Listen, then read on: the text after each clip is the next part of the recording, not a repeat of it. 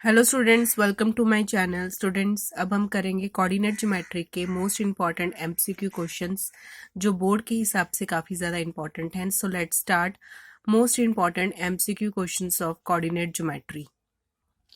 So first question is, if the distance between the points 2, -2 and -1, x is 5, one of the value of x is -2, 2, -1 या फिर 1।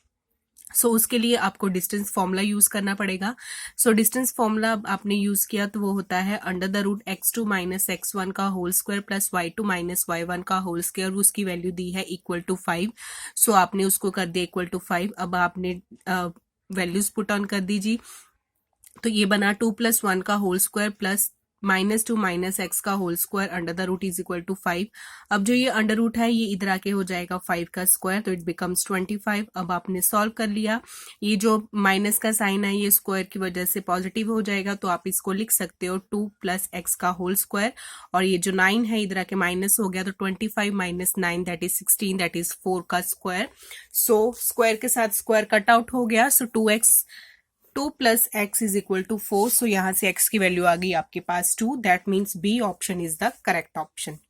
Second question is, the midpoint of the line segment joining the point A -2, -8 and B -6, -4 is A option -4, -6, B option 2, 6, C option -4, 2 या फिर D option 4, 2। For that आपको mid value निकालनी है line segment की। 2 points आपको दिए हैं। So as you know mid point का फॉर्मूला होता है x के लिए x1 + x2 divided by 2 and y के लिए होता है y1 + y2 डिवाइडेड बाय 2। सो वही आपने फॉर्मूला लगाया। सो इट बिकम्स -2 - 6/2 और यहां से बना 8 - 4/2। ठीक है जी, माइनस साइन की वजह से माइनस लगा दिया हमने। ठीक है जी, वैसे फॉर्मूला प्लस का होता है। सो सॉल्व करके यहाँ पे बना -4 और इधर बना है जी 2। सो x की वैल्यू -4 और y की वैल्यू 2। सो सी पॉइंट आपका सही है -4, 2। That is your answer. Now third question is, the points A 9, 0, B point 9, 6, C point -9, 6 या फिर D point -9, 0 are the vertices of A option square, rectangle, rhombus या फिर trapezium। सो अब आपको इन पॉइंट्स की वर्टिसेस का वैल्यू बताने है कि इसका क्या होगी। सो उसके लिए आपको डिस्टेंस फॉर्मूला के साथ उसकी लेंथ की वैल्यू निकालनी पड़ेगी, सो दैट आप बता सको कि उसकी साइड्स किस टाइप की हैं और वो कौन सी शेप का बनेगा। सो इसके लिए आपको चारों साइड्स निकालनी पड़ेंगी। सो ए बी की वैल्यू निकाली √, सबकी वैल्यू निकाली। यहाँ से ए बी की वैल्यू 6 बनी है, सी डी की वैल्यू 6 बनी है, BC की वैल्यू 18 बनी और AD की वैल्यू 18 बनी। So opposite sides are equal. So opposite sides अगर इक्वल होती हैं दैट मीन्स वो क्या है, rectangle. So B option is the correct option. Now fourth question is, the distance of the point P2, 3 from the x axis is 2, 3, 1 या फिर 5। सो जो distance है आपके पॉइंट का P2, 3 फ्रॉम x एक्सिस, जब भी आपको x एक्सिस के साथ डिस्टेंस कहा जाए मतलब आपने कौन सा पॉइंट लेना है, ऑर्डिनेट वाला पॉइंट लेना है 2, 3। ऑर्डिनेट पॉइंट मतलब y वाली वैल्यू। सो इसमें y की वैल्यू क्या है 3। सो दैट मीन्स डिस्टेंस जो है वो x एक्सिस से कितना होगा 3। So B option is the correct option. Now fifth question is, the distance between the points A 0, 6 and B 0, -2 is 6, 8, 4 या फिर 2। So as you know आपके पास डिस्टेंस बताना है आपको। सो यूजिंग डिस्टेंस फॉर्मूला, सो 0 - 0 का होल स्क्वायर बना plus -2 - 6 का whole square √, because distance formula लगाया है आपने। डिस्टेंस फॉर्मूला के साथ ये बना 8 का होल स्क्वायर। सो 8 वैल्यू आई आपके पास। That means B option is the correct option. Now six question is, AOBC is a rectangle whose 3 vertices are vertices A 0, 3, O 0, 0, B have 5, 0 and the length of diagonal is 5, 3, √34 या फिर 4। आपके पास 3 vertices की value है लेकिन उन्होंने C की value नहीं दी आपको, और आपको कहा है किसकी वैल्यू निकालने के लिए, लेंथ ऑफ डायगोनल की वैल्यू निकालने के लिए।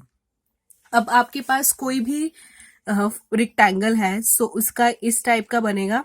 ठीक है जी, तो ये बना A ओ बी सी, जो उन्होंने कहा है ए ओ बी सी, सो इसमें डायगोनल जो है वो आपका क्या बन रहा है A B.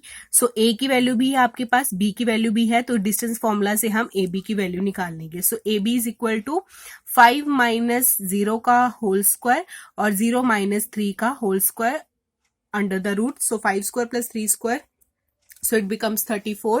So root 34 is the answer. That means C option is the correct option. Now seventh question is, if P a comma 3 comma 4 is the midpoint of the line segment joining the points Q minus 6 comma 5 and R minus 2 comma 3, then the value of A is minus 4 minus 12 12 या फिर minus 6. सो ये जो P point है ये आपको क्या दिया है, मिड पॉइंट दिया है लाइन सेगमेंट का। 2 पॉइंट से आपके पास Q -6,5 और R है -2,3। आपको वैल्यू निकालनी है A की।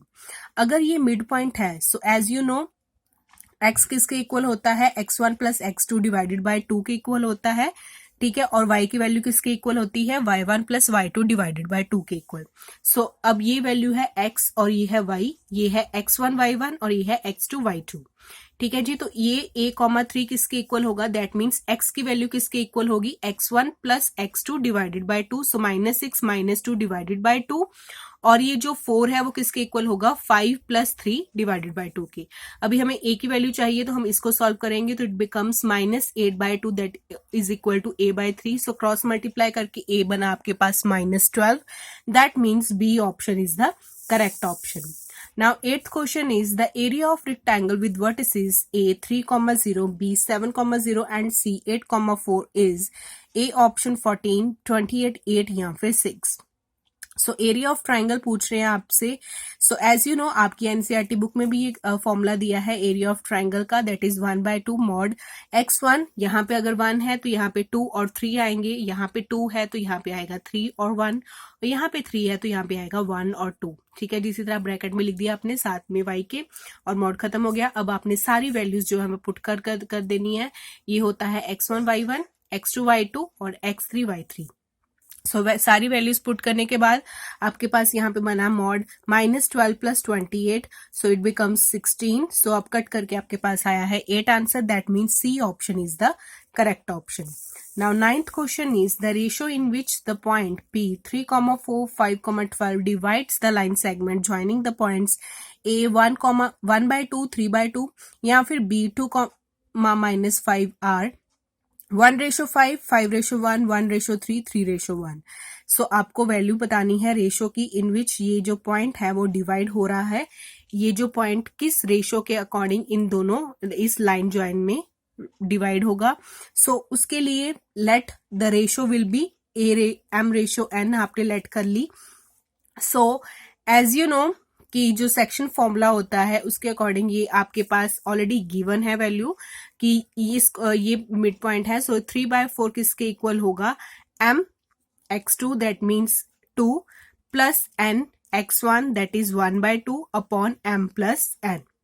ये आपने सेक्शन फॉर्मूला यूज किया, ठीक है जी। अब इसके अकॉर्डिंग यहाँ पे क्रॉस मल्टीप्लाई करेंगे तो it becomes 3/4 m plus 3/4 n equal to 2m plus half n। So m n वाली टर्म्स एक तरफ कर ली, m वाली टर्म्स एक तरफ कर ली, तो सॉल्व करके बना n is equal to 5m। So m ratio n करेंगे तो ये 1 रेशो क्या बनेगा 5। So A option is the correct option. So students ये थे most important MCQ questions of coordinate geometry. ये वो क्वेश्चंस हैं जो पिछले साल काफी बार जो सीबीएसई बोर्ड में और बाकी सारी बोर्ड्स में, पंजाब बोर्ड या फिर स्टेट बोर्ड में जो आते क्वेश्चंस हैं वही मैं डिस्कस करती हूँ। I hope you like it. For more important questions subscribe my channel. Thank you so much.